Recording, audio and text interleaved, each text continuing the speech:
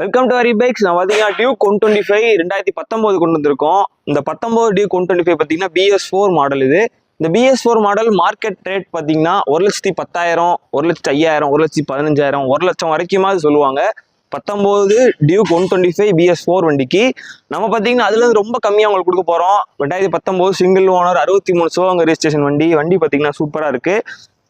எல்லாமே ஸ்டாக் கண்டிஷன்லாம் இருக்குது. இந்த ஸ்டிக்கர் மட்டும் பிடிச்சிருக்காங்க. அது போக நீ மாற்ற வேண்டியது வண்டியில் ஒரே ஒரு மாற்ற வேண்டியது இந்த டிஜிட்டல் மீட்டர் மட்டும்தான். நீங்கள் புது மீட்டர் மாற்றுற மாதிரி இருக்கும்.